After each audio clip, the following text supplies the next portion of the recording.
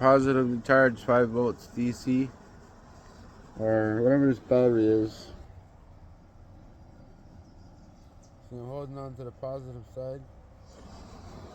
So like, I'll just try it as an experiment. See if the